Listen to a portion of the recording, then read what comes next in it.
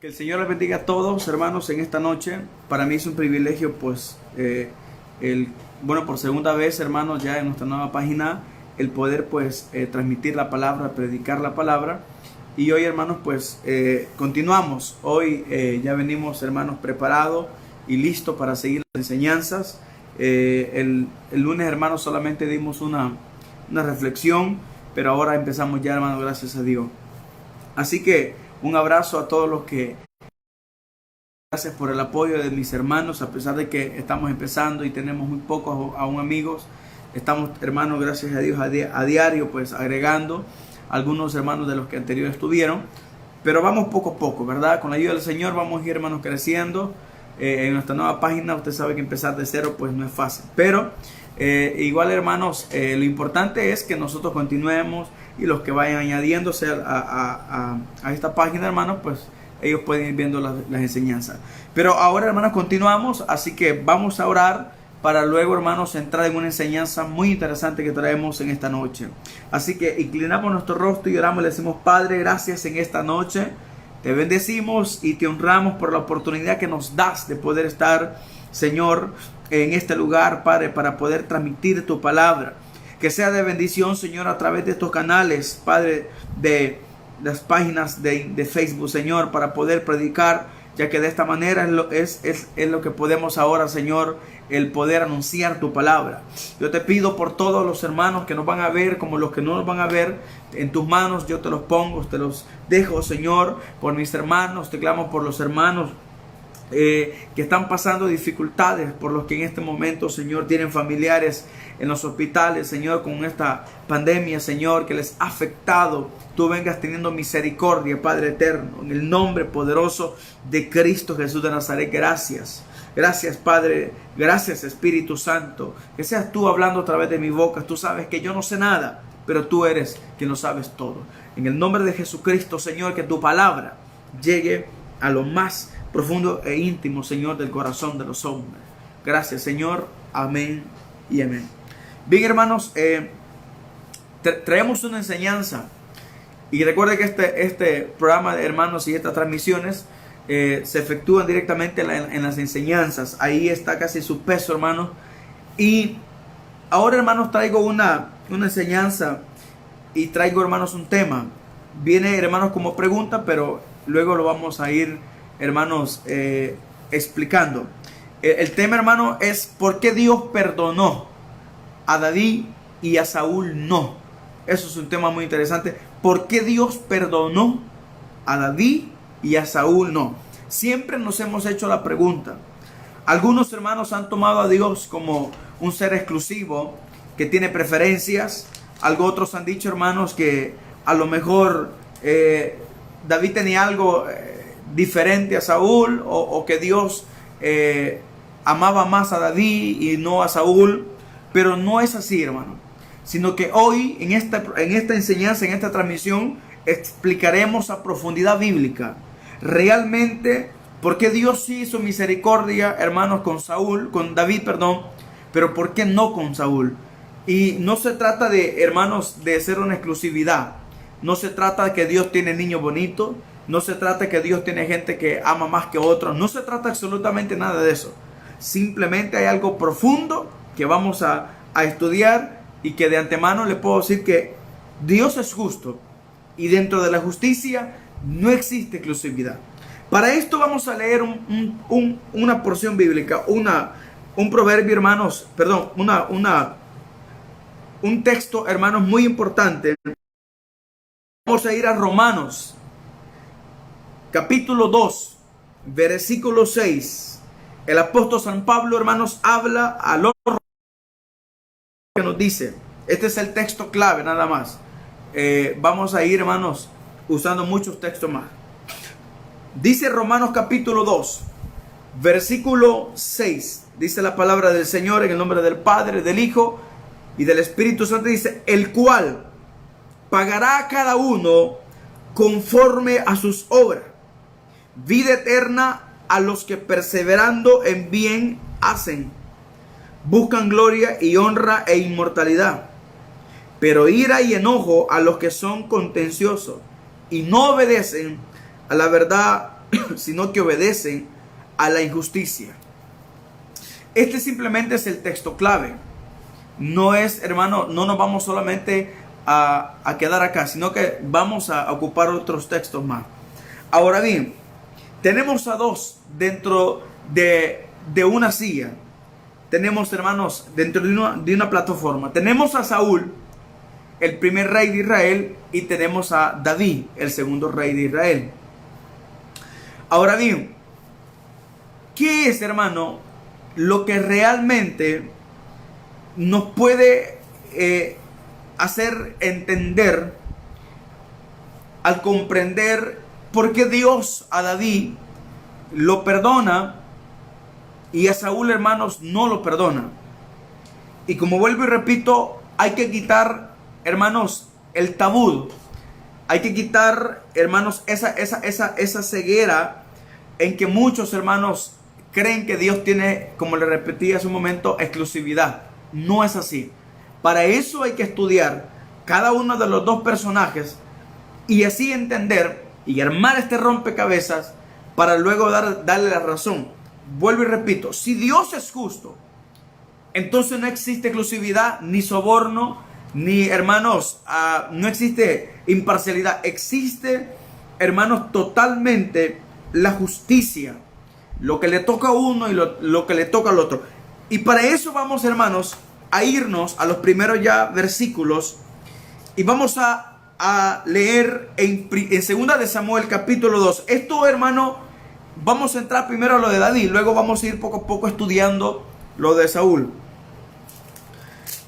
Dice, hermano, 2 de Samuel capítulo 12. Y bendiga a los que se están añadiendo.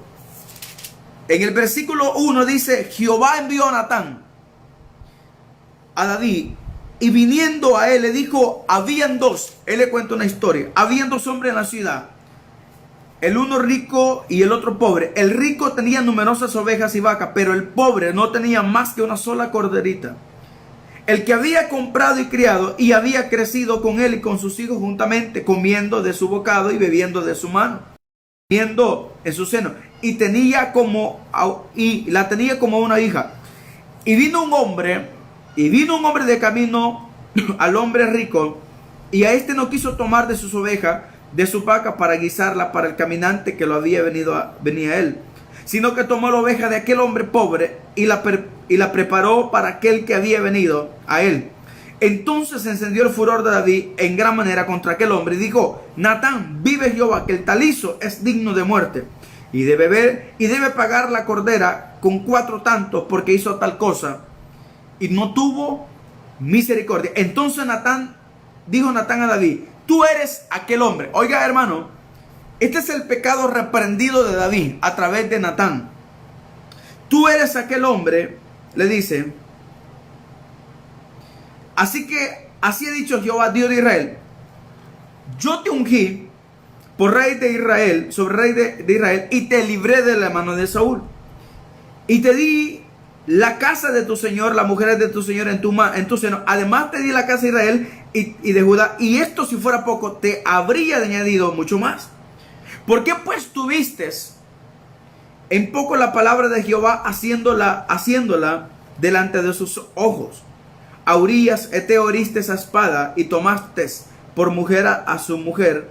A él lo mataste con la espada de sus hijos, los hijos de Amón, por lo cual ahora no se apartará jamás de tu casa la espada, por cuanto me menospreciaste, y tomaste la mujer de Urías Eteo para que fuese tu mujer. Así ha dicho, este texto es clave, así ha dicho Jehová: he aquí, yo haré levantar el mal sobre ti de tu misma casa, y tomaré tus mujeres delante de tus ojos, y las daré a tu prójimo, el cual yacerá con tus mujeres a la vista del sol, porque tú lo hiciste en secreto, mas yo haré esto delante de todo Israel y en pleno sol. Entonces dijo David a Natán: pequé contra Jehová. Y Natán le dijo: también Jehová ha redimido tu pecado y no morirás. Detengámonos ahí.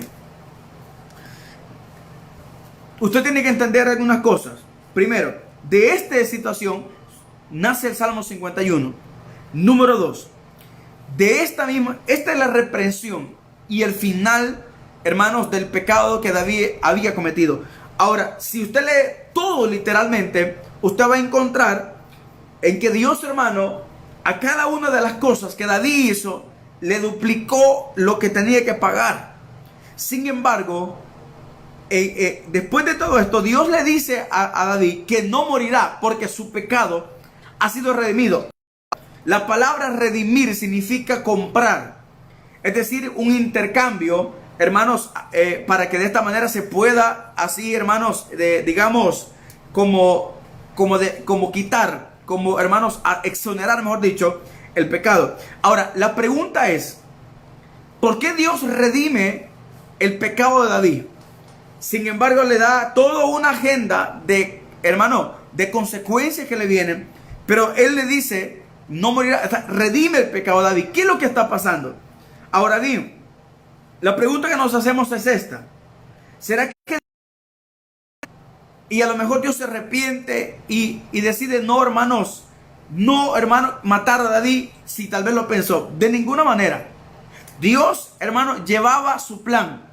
Primero era hacerle entender a David lo que había hecho y luego enumerarle todas las consecuencias que iba a sufrir. Pero Dios también sabía que iba a redimir el pecado y lo iba a dejar vivir. Dios hace esto porque le voy a explicar algo. Dios activa lo que se llama la justicia. Y por eso leímos Romanos cuando dice que Dios pagará conforme nuestras obras, nuestros frutos, lo que hemos hecho. Entonces, si bien es cierto, cada vez que Dios castiga a una persona o tiene que castigar, Dios no es un tirano, ni tampoco, hermano, un asesino al que simplemente va a dictar, hermano, una sentencia sin que también haya la posibilidad de ver una redención por algo que él haya sembrado. Por eso que Pablo también dice que lo que el hombre siembra, esto cosecha. Entonces quiere decir que lo que David está pasando acá es cosechando lo que él sembró. Número uno, él sembró pecado, sembró, hermano, maldad, y eso es lo que Dios le va a dar. Pero número dos, dándole vuelta a la moneda, también, hermano, él sembró justicia, él sembró misericordia, y de esta manera él cosecha misericordia. Ahora bien, usted me dice, pero ¿dónde y en qué momento? Bueno, dice la Biblia, hermano, en 1 Samuel capítulo 24, dice la Biblia, hermanos, que David tenía, hermanos, la oportunidad de asesinar a Saúl. Él tenía la oportunidad de matar a Saúl. Es más, sus soldados todavía, hermanos, insisten en decirle que Jehová había dado la oportunidad a su siervo de asesinar a su enemigo. Si bien es cierto, el enemigo de David lo persiguió para matar, hizo hasta donde pudo por querer, hermano, asesinar a David porque odiaba a David. Sin embargo, como les repito, David en el capítulo 24, versículo 4 y verso 6 de 1 Samuel está muy clarito que David pudo asesinarlo. Pero oye las palabras de David. Él dice, líbreme Jehová. Óyeme esto, líbreme Jehová. Oiga esto, líbreme de tocar al ungido de Jehová. David no estaba respetando directamente a Saúl, sino que estaba respetando el ungimiento que Dios le había dado a Saúl. Entonces, ¿qué quiere decir? Que David, hermano, sembró misericordia porque pudo haberlo matado. Tenía muchas razones, hermano, concretas para asesinar a Saúl. Sin embargo, lo respeta y le perdona la vida. Ahora bien, todo esto, hermano, es una serie de acumulaciones a la hora de un juicio. A lo que la Biblia le llama ira, es lo que debemos de entender que eso significa justicia. Cada vez que Dios castigaba a una nación, era porque lo hacía con justicia. Dios no era un tirano al que simplemente sanguinariamente mataba. No era así. Y esto lo podemos encontrar en Nínive. Dios perdona a Nínive. En el tiempo de Jonás, Dios perdona a Nínive. Pero la historia dice que 100 años después, a través del profeta Nahum, Dios, hermano, da la profecía y la orden de destruir a Nínive. Pero ¿qué pasó? ¿Será que Dios, hermanos, es bipolar? Dios no es bipolar. Dios no cambia, hermanos, no tiene sombra de variación. Pero ¿qué pasa? Dios da conforme lo que nosotros hemos sembrado. Es decir, todo lo que yo siembro, debo de cosecharlo. Y cada vez que Dios decreta un juicio o una ira, un castigo, va acompañado con la transparencia justificable de Dios para dar lo que tiene que dar. En este caso, el primer argumento que tenemos de que por qué Dios redime la vida de David es Porque David también sembró, y Dios no es injusto. Vuelvo y repito, Dios no es injusto. Dios todavía dice Pablo, y repito este texto, Dios pagará conforme nuestras obras. Todo lo que nosotros hacemos, hermano, tiene consecuencia. Si es para bien, gloria a Dios. Si es para mal, tendremos que sufrirlo. Mucha gente ha sufrido consecuencias de sus errores. Todos nos pasa eso. Es una ley que existe en nosotros, que es irrefutable. Es Dios quien la estableció. Lo que el hombre siembra, cosecha. Entonces, lo que está pasando con David, no es que Dios tiene exclusividad. Dios está siendo justo. Está, hermano, dándole a David la justicia de pagar por lo que ha hecho, pero también le da la justicia de, hermano, de redimir su pecado, porque él también perdonó la vida de una persona. Esto, hermano, se parece tanto a lo que la gente le dice el karma. Aquí en el mundo actual la gente le dice el karma, pero no es el karma, simplemente la justicia de Dios. No importa que tanto te esconda, no importa que tan experto seas en pecar, en hacer maldades, tarde que temprano, todo lo que el hombre siembra tiene que cosechar. Y por eso hay gente que uno dice, yo veo que fulano no se muere. Yo veo que eso. A veces, hermano, hay gente a la que Dios les permite la vida y las pierde porque hicieron obra. Y no es por obra para que nadie se gloríe ni tampoco se salve. Pero sin embargo, lo que nosotros sembramos es nuestro legado de cosecharlo. Entonces, este es argumento para entender que David, hermano, fue redimido porque eso. Es decir, usted tiene dos puntos. Ahí tiene dos cosas. Primero, Dios le dice todo lo que le va a pasar por lo que hizo. Pero segundo, Dios le dice, pero tu pecado ha sido redimido. No morirá. Es lo que sembró. O sea, todo esto es lo que siembra David. Por eso lo cosecha, hermano. Ahora bien, otro argumento interesante. Quiero que sepas que David, en toda la monarquía, al que nunca, oye esto, al que nunca, hermano, a su corazón entró adoración a un ídolo. Sí, sus pecados fueron, hermano, inmorales sexualmente, pero nunca de idolatría, jamás de traicionar lo que sentía por Dios. E incluso a David, hermano, no se le cuenta bíblicamente ningún caso en el que haya levantado un holocausto o el que haya levantado, hermanos, un sacrificio para adorar a otros dioses. Es más, ese es el primer argumento. Segundo argumento, vemos, hermanos, en el primer libro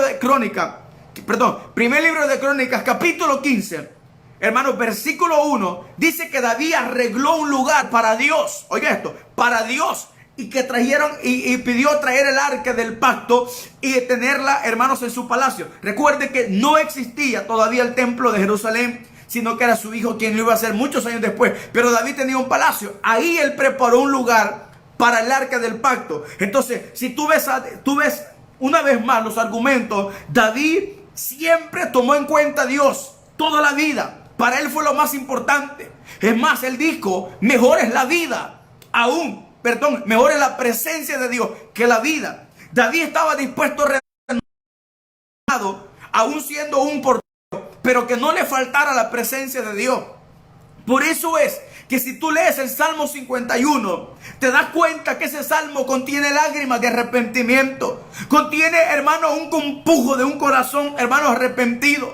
Por eso David dice, contra ti he pecado y he fallado. Mi madre, es decir, fui engendrado en pecado. Pero dice David, crea en mí un corazón nuevo, recto. Es decir, David sabía que había fallado. David sabía que había pecado. Y David llega a la conclusión y dice, si sacrificios de holocausto quisieras, yo te daría muchos. Era el rey, podría darle muchos holocaustos. Pero ¿sabes qué dijo David? Dijo David estas palabras, hermanos, que siempre las he tomado en cuenta. Dijo David, mas tú no desprecias un corazón contrito y humillado. A veces hemos cometido errores, pero ¿sabes qué es lo más importante? Que tu corazón entienda que ese error que has cometido tienes que redimírtelo, pero no lo harás con tu propia opinión. Tendrás que hacerlo, que sea Dios que se encargue de redimírtelo. Es decir, la palabra original de un corazón contrito significa un corazón hecho pedazos. Porque de la única manera que algo se construya es algo que tiene que deshacerse. De lo contrario es imposible. ¿Sabes? Porque el mismo Jesús dijo, oye esto, el mismo Jesús dijo que nadie puede, hermanos, tomar vino en un odre viejo. Ni tampoco, hermano, ponerle un remiendo a un paño, es decir, a un vestido, hermano, viejo, ponerle un remiendo nuevo. No se puede, es imposible. ¿Qué quiere decir? Para que alcancemos la redención, hermano, alcancemos el perdón, yo debo de reconocer que mi corazón necesita reconstruirse. Un corazón quizás de envidia, un corazón lleno de orgullo, un corazón lleno de avaricia. ¿Cuántos años quizás estuvimos mal? Pero hoy con esta pandemia hemos reconocido que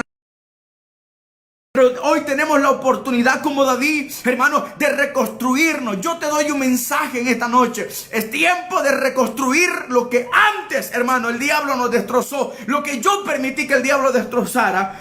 Porque hoy es importante, hermano. Por eso digo esas palabras. Entonces, vea cómo se preocupó David por el arca del pacto. Yo tengo una pregunta. ¿Qué tan preocupado tú estás por Dios? ¿Qué tanto ahora reconoces que todos estos meses has vivido mediocremente? ¿Qué tanto tú reconoces que todos estos meses has vivido mal? Y que tú creías que el evangelio que tú vivías era así como creías tú que Dios quería. Pero te diste cuenta que no. Te diste cuenta que estabas tan lejos de Dios que solo llenabas un puesto en la iglesia. Y que antes tenías una rutina de querer o no querer el culto cuando querías o no. Cuando querías, es más, no leías ni la palabra de Dios, no hacías nada. Pero ahora te diste cuenta la importancia que es estar cerca de Dios y darle prioridad a Dios más que lo material, más que cualquier cosa. Ahora bien, entonces quiero dejar claro que Dios no tiene a David como exclusivo, pero si una cosa Dios sabe hacer es reconocer y dar la justicia recta, transparente y perfecta, porque Dios es justo en todas las áreas. Dice un proverbio que el hombre se alista, es decir, el caballo se alista para la batalla, pero de Jehová depende la victoria. Todos somos sabios en nuestra propia opinión, pero Jehová pesa los corazones. Quiere decir que era Dios quien estaba haciendo justicia. Claro, a alguien que no le convenga puede empezar a tomar este argumento y decir, no, lo que pasa es que Dios tiene niños bonitos, porque mira, David lo perdonó, pero mira con Saúl cómo fue de ingrato. No es así, es la justicia lo que tiene que abarcar. Ahora bien, dejemos a un lado a David. Ahora hagámonos una pregunta. ¿Qué pasa con Saúl? ¿Qué sucede con Saúl? Para esto vamos a tomar algunos versículos bíblicos. Dios bendiga a los hermanos que se añaden. Y vamos a ir siempre al mismo Samuel, solo que en primera. Y dice el capítulo 15, hermanos, de primera de Samuel. Voy a leer solamente unos versículos porque, hermano, esto es largo. En el versículo 15.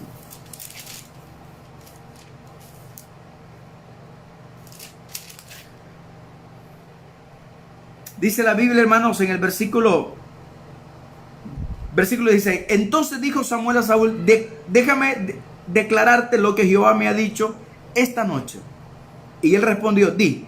Y dijo Samuel, aunque eras pequeño en tus propios ojos, no has sido hecho jefe de las tribus de Israel, y Jehová te ha ungido por rey de Israel, y Jehová te envió en misión, y dijo, ve y destruye a los pecadores de Amalek, y hazle guerra hasta que los acabe. ¿Por qué pues has oído la voz de Jehová? Sino que vuelto el botín, has hecho lo malo ante a los ojos de Jehová. Y Saúl respondió a Samuel, antes bien he obedecido la voz de Jehová, y fui a la misión que Jehová me envió, y he traído a Agar, rey de Amalek, y he destruido los que necesitan. Ahora, quiero que vea algo interesante. Escuche esto. Para poder encontrar el contexto mucho más profundo a esto, me voy a tomar de otro versículo. Vamos a recapitulizar un poco. Dios le pide a Saúl que destruya a todos los Amalek, a todos los de Amalek, a los de Amalek. Amalek no era un nombre, Amalek era una tribu. Ahora bien, pero Saúl distorsiona la orden de Dios. ¿De qué manera? La distorsiona porque él perdonó la vida del rey. Es Agar. Perdona la vida de este hombre. Ahora bien, aparte de todo esto, es que no solamente perdona la vida, hermanos, del rey, sino que también destruye algunas cosas y otras no. La orden fue clarita en decir: ve y destruye a Amalek hasta acabártelo. Pero esto desagradó tanto a Dios que en el lapso de un momento Dios le dice a Samuel: ve a donde Saúl y dile que yo lo he deshecho por cuanto no obedeció. Y esto reitera un poco más que dice Samuel, que le dice: ¿al caso Jehová ama más el sacrificio que la obediencia? De ninguna manera. Si no hay obediencia, el sacrificio no sirve. Repito, si no hay obediencia, el sacrificio no sirve. Puedes pasar como los profetas de Baal hiriéndote todo un día, pero no servirán de nada si no hay obediencia. Si no hay obediencia, no sirve tu ayuno, no sirve tu oración, no sirve tu vigilia, no sirve lo que haces en la iglesia. No importa si eres presidente de jóvenes, presidente de damas, presidente de caballeros, si eres compastor, si eres líder, si no eres obediente, no hay nada. ¿Me entiendes? Ahora bien, entonces, esto es interesante. ¿Cuál es la magnitud de esta desobediencia que hace que el Dios de los cielos, que es misericordioso, decide desechar a un hombre y decirle: dile que ya no, se acabó? Entonces yo empecé a estudiar y analizar, y me gusta estudiar estos temas para poder, hermanos, traerlos a ustedes. Y empecé a analizar y dije: ¿qué era tanto? Ok, yo hago una sopesación entre los pecados de David y los pecados de Saúl. Ambos pecados son malos, ningún pecado es bueno. Ambos pecados fueron, hermanos, trágicos. Ambos pecados trajeron consecuencias. Ambos pecados desagradaron a Dios. Pero ¿qué era entonces lo que hace, hermano, que a uno lo deseche y a otro redime su pecado? Bueno, aquí quiero que vea lo interesante. El origen de esto no está aquí mismo, sino que yo le voy a pedir a usted, si usted tiene su Biblia, que pueda leer conmigo Éxodo 17:14. Veamos lo que hace, hermanos, Saúl. Y lo que termina, hermanos, metiendo a Dios. No es que Dios sea mentiroso, de ninguna manera. Pero vea lo que dice, hermano, Éxodo. Póngale la enseñanza, es muy importante. Éxodo 17:14. Dice la palabra del Señor en el versículo 17, versículo 14. Jehová dijo a Moisés, oiga bien, Jehová dijo a Moisés: escribe esto para memoria de un libro, y di a Josué que raeré. ¿Qué significa esto? Es cortar de raíz. Raeré del todo la memoria de Amalek debajo del cielo. Oiga esto, Dios le está diciendo a Moisés: yo raeré por completo a Amalek. ¿Por qué Dios le está diciendo así? Porque ellos se opusieron a que Israel, hermanos, cruzara el desierto para ir a la tierra prometida. Vea, observe, analice. Esta promesa, la que Dios le está haciendo a Moisés, se tiene que cumplir exactamente en 1 Samuel capítulo 15.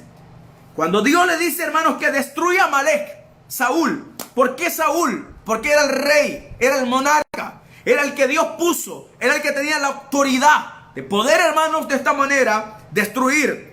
Las palabras claritas y concretas, sin ningún, hermano, tilde, quitarle ni ponerle, son las siguientes: di a Saúl que mate a Amalek, que se lo acabe. O sea, es decir, no deje a ninguno. La orden es completa, porque Dios le dice a un hombre en muchos años atrás: yo destruiré. Oye esto, yo destruiré y raeré hasta acabarme a Amalek. Ahora, los años corren, llegó la hora de poner, hermano, en cuenta y poner por obra la promesa que Dios le hace a Moisés. Se le da ese privilegio a Saúl de poner la veracidad de su promesa. Pero viene él y no lo hace, sino que a medias, y perdona la vida del rey. Entonces, esto hace molestar tanto a Dios, porque lo que Saúl estaba haciendo era rompiendo la promesa de Moisés. Vean la magnitud, no es simplemente literal lo que usted encuentra, es la magnitud de, hermano, del error que comete. Es dejar a Dios como mentiroso. Oiga esto, y no es así. Dios no es mentiroso. Es Saúl quien hace estas cosas. Por eso es que usted ve más adelante que es el mismo espada y arrancarle matar, hermano, a Amalek y no dejar absolutamente nada. Entonces, vea la magnitud. Ahora, si esto todavía no lo convence, porque Dios tiene que, hermano, desechar a Saúl, yo le voy a demostrar con otro versículo bíblico algo mucho más interesante que usted tiene que leer. ¿Sabes qué dice, hermano? Primera de Crónicas, se lo voy a explicar. Primera de Crónicas. Ya agregamos un error gravísimo. Agregaremos otro. Dice Primera de Crónicas capítulo 13. Primera de Crónicas capítulo 13, versículo 3. Vea lo que dice. Primera de Crónicas capítulo 13, versículo 3 dice: y traigamos el arca. Oiga esto, David está hablando. Y traigamos el arca de nuestro Dios a nosotros, porque desde el tiempo de Saúl no hemos hecho caso de ella. David dice en el capítulo 15 que le di ese momento: y hizo David casa para sí en la ciudad de David y arregló un lugar para el arca de Dios. En el capítulo 13 está diciendo: desde el tiempo de Saúl no hemos hecho caso al arca. Entonces, si el arca representa la presencia de Dios, entonces hay que agregar otro argumento que hace que Dios tiene que desechar a Saúl. No, hermanos, obedece la orden que es destruir a alguien al que Dios prometió años atrás que lo iba a hacer. Segundo, David está confesando que Saúl, hermano, no hizo caso del arca. ¿Pero por qué? Porque no le dio importancia.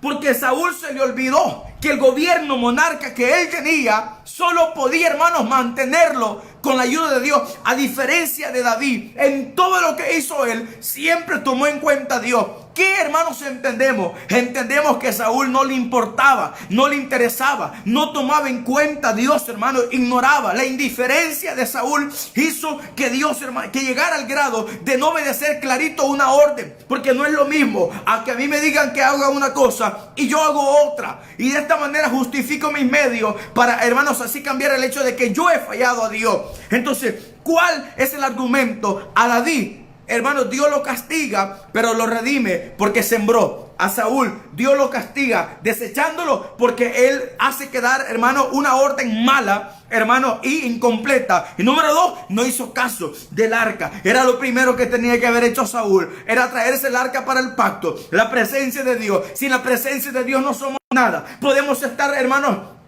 fuera de nuestros anfiteatros, nuestras iglesias, pero sin Dios no somos nada. Podemos estar, hermanos, sin aparato, podemos estar sin nada, podemos estar 4, 5, 6 en un lugar, pero si Dios está con nosotros, tiene sentido todavía. Esta pandemia no nos ha enseñado, hermanos, a que ya no tengamos esperanza. Nos ha enseñado que aunque no estamos en nuestras iglesias, tenemos la presencia de Dios. Hermanos, nos puede faltar todo, lo he dicho muchas veces, nos puede faltar todo, pero no la de Dios, porque eso es lo más importante a nosotros, hermanos. Esta pandemia un día tiene que pasar, pero la presencia de Dios, hermanos, tiene que seguir con nosotros y no podemos cambiarla por nada en el mundo. Por eso hay que saber interpretar las cosas, hermanos. Saúl no fue desechado porque Dios fuera mala gente o porque Dios no la amara. Saúl fue desechado porque eso sembró, y David no fue redimido porque era el niño bonito de Dios, sino porque eso también sembró. Y todo lo que nosotros sembramos, eso vamos a pagar. Por eso leí Romanos, que Dios pagará conforme a nuestras obras. Alabado sea el Señor. Amén. Entonces, no es simplemente una cuestión de exclusividad.